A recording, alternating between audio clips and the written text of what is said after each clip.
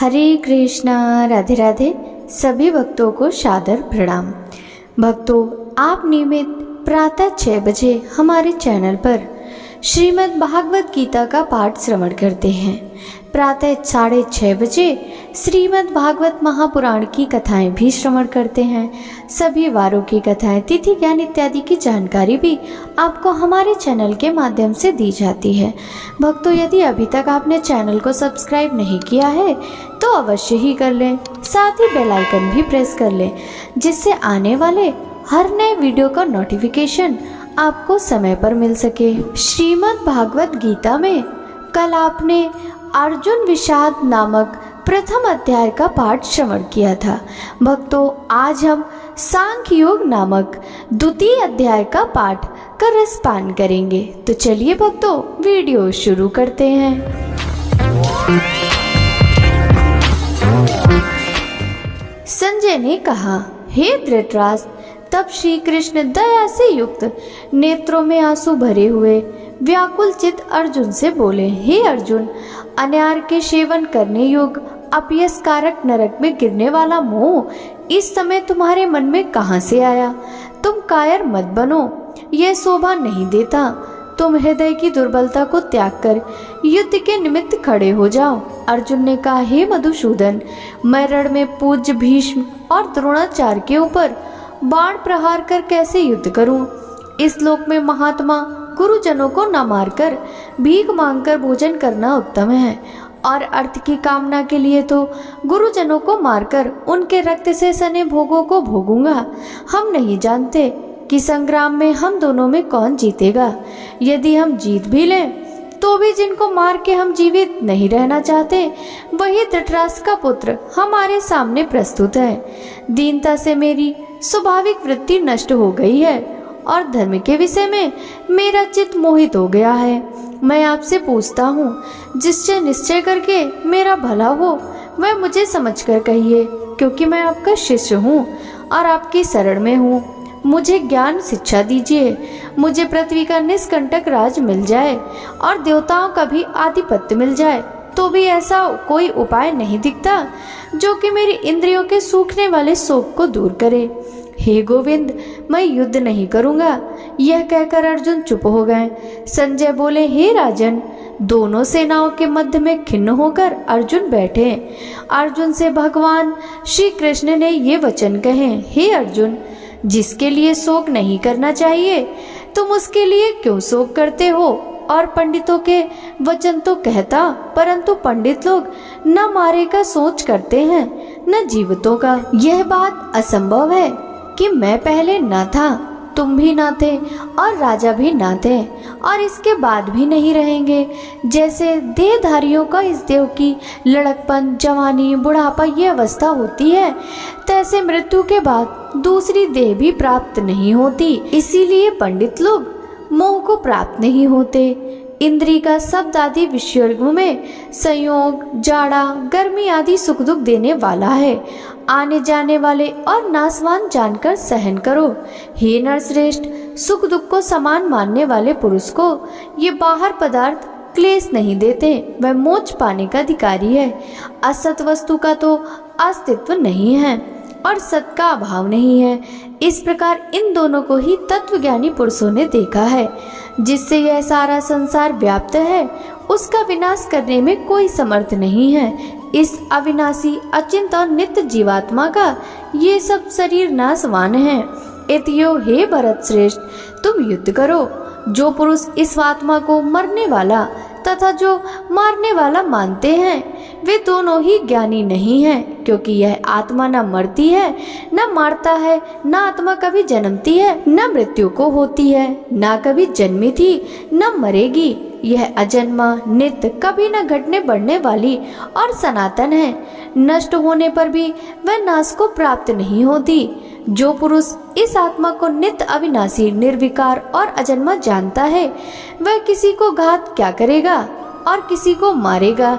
जिस प्रकार मनुष्य पुराने वस्त्र को फेंककर नया वस्त्र ग्रहण करता है, उसी प्रकार आत्मा पुरानी देह छोड़कर नई देह धारण करती है। आत्मा को शस्त्र नहीं काट सकते और न अग्नि जला सकती है, जल भिगो नहीं सकता, यह न जल सकती है, न भीग सकती है, न गल सकती है और न ही सूख सकती है। यह अविनाशी, सर्वव्यापी, स्थिर, अचल और सनातन है।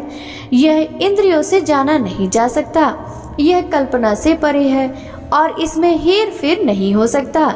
इसलिए इसे ऐसा जानते हुए तुम्हें शोक करना उचित नहीं है। हे महाभाव, यदि तुम इस आत्मा को नित्य जन्म लेने और नित्य मरने वाला मानते हो तो भी तुमको शोक नहीं करना चाहिए, क्योंकि जो जन्मा उसकी मृत्यु और जिसकी मृत्यु हुई है उसका जन्म निश्चय है। इतियो और बात अनिवार्य है, उसके लिए सोच करना व्यर्थ है। जन्म लेने से पहले क्या था किसी को मालूम नहीं, मध्य में कुछ प्रकट होता है, फिर मरने के पीछे क्या होगा कोई नहीं जानता।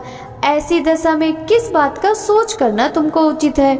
कोई मनुष्य तो इस आत्मा को आश्चर्य से देखते हैं, आश्चर्यत वर्णन करना है तो आश्चर्यत मानकर सुनता है, परंतु कोई देख कहकर सुनकर भी भली प्रकार जानता सबके शरीर में यह आत्मा नित्य अविनाशी कारण सब प्राणियों के विषय तुमको सोच करना उचित नहीं है। अपने धर्म को भी सोचकर तुमको धड़कना उचित नहीं है, क्योंकि क्षत्रिय को धर्म पूर्वक युद्ध से और कुछ भला करने वाला नहीं है। हे पार्थ, बिना इच्छा किए स्वर्ग का द्वार रूप यह युद्ध तुमको स्वतः प्राप्त हुआ है। ऐसा सुअवसर भाग्यवान क्षत्रियों को मिलता है। यदि तुम अपने धर्मानुसार इस संग्राम को नकारोगे तो अपना धर्म और बड़ाई खो बैठोगे। सब लोग सदा तुम्हारी अपकीर्ति करेंगे और प्रतिष्ठा वाले पुरुषों के लिए अपयश का होना मृत्यु से भी बढ़कर है। ये महारथी समझेंगे कि अर्जुन डरकर संग्राम से हट गया। अब तक जो लोग तुम्हारा मान करते थे वे अपयश करने लगेंगे। शत्रु लोग तुम्हारे पराक्रम की निंदा करते हुए अनेक प्रकार के दुर्वचन कहेंगे।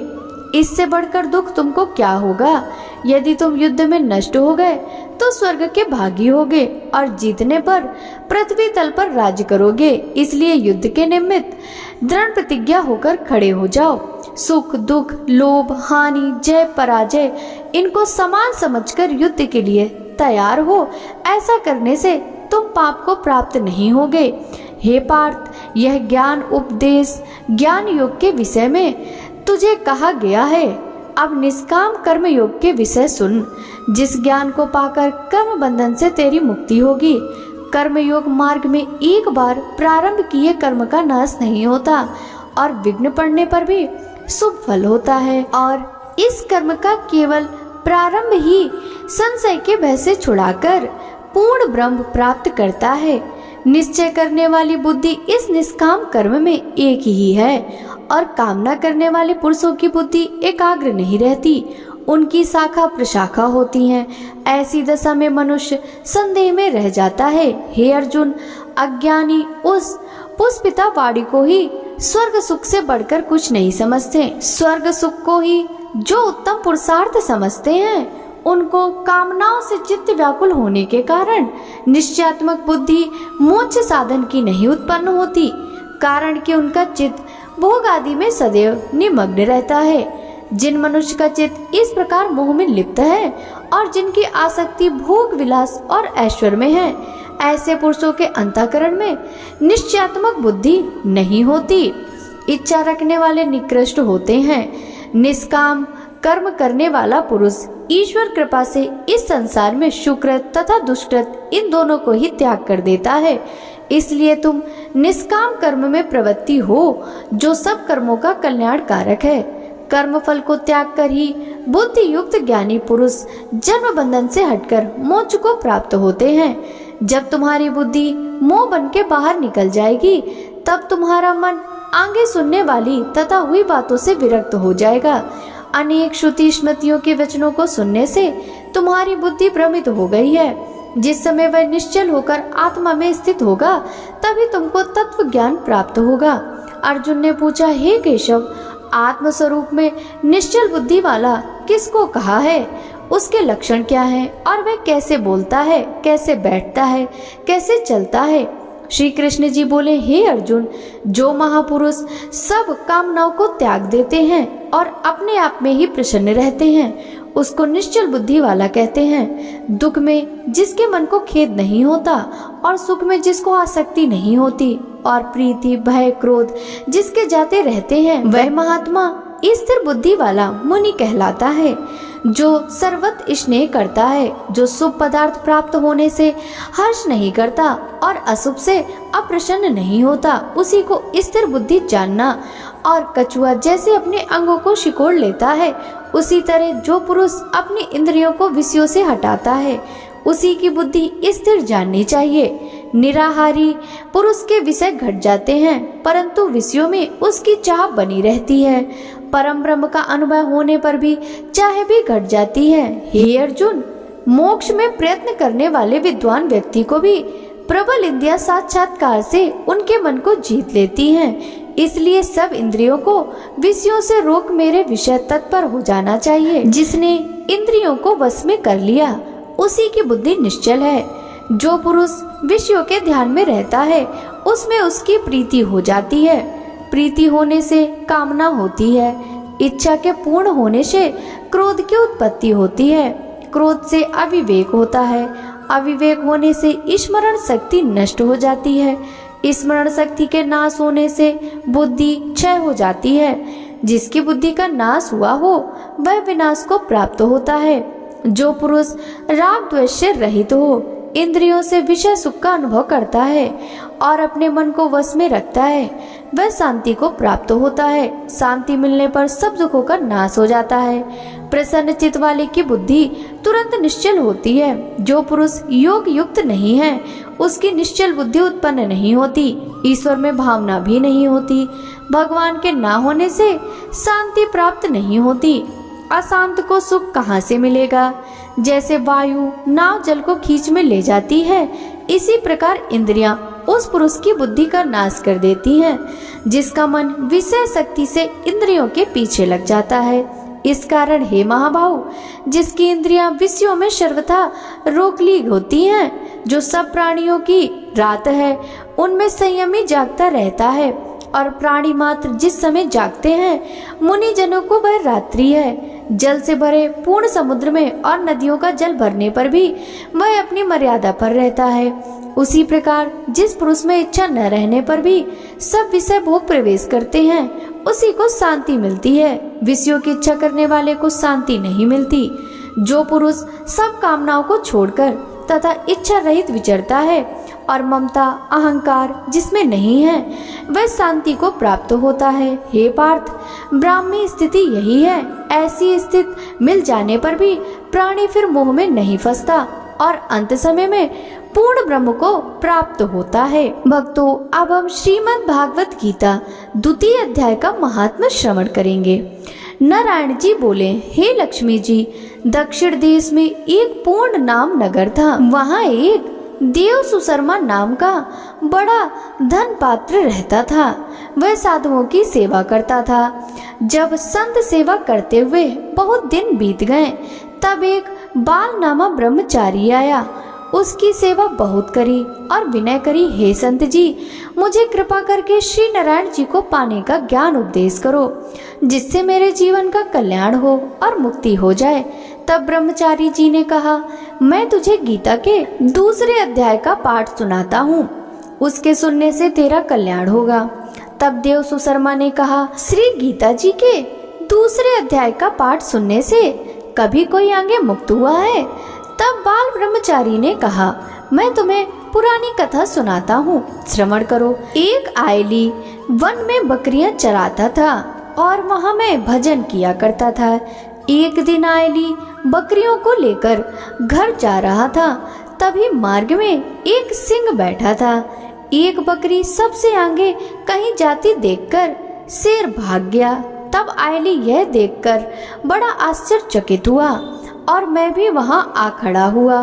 उस चरवाहे ने मुझे देखकर कहा, मैंने यह आश्चर्य देखा कि बकरी को देखकर शेर डर के भाग गया। तुम त्रिकाल यज्ञ हो, यह वृतांत मुझे कह सुनाओ। संत ने कहा, हे आयली, मैं तुझे पिछली वार्ता सुनाता हूँ। यह बकरी पिछले जन्म में डायन थी। जब इसका भ्राता मर गया, तब यह बड़ी डायन हुई। जिस सुंदर लड़के को देखती उसको खा लेती। और यह शेर पिछले जन्म में फंदक था। वह पक्षी पकड़ने बाहर गया और वह डायन भी वन में ही थी। वह डायन ने उस फंदक को खा लिया। अब वही फंदक शेर हुआ और वह डायन बकरी हुई। शेर को पिछले जन्म की खबर है, इसलिए बकरी को देखकर शेर ने जाना कि अब भी मुझे खाने आई है। तब आयली ने कहा, मैं पिछले जन्म में कौन था?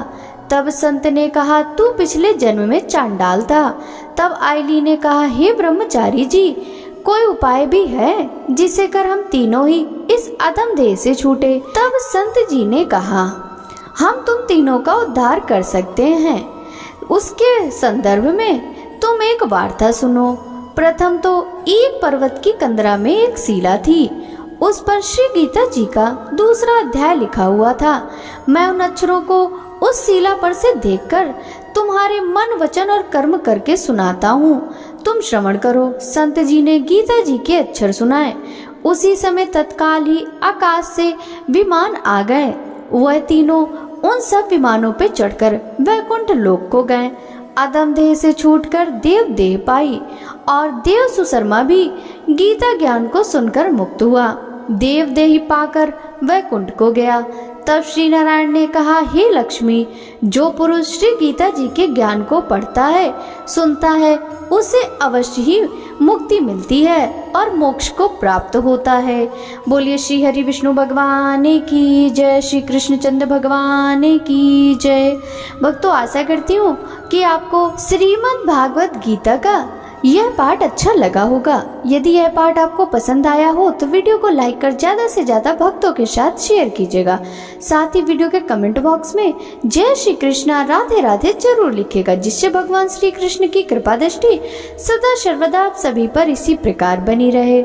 आपसे मिलते हैं श्रीमद् भागवत गीता के तृतीय अध्याय के पाठ के साथ। तब तक सभी भक्तों को हरे कृष्णा, राधे राधे, हर हर महादेव।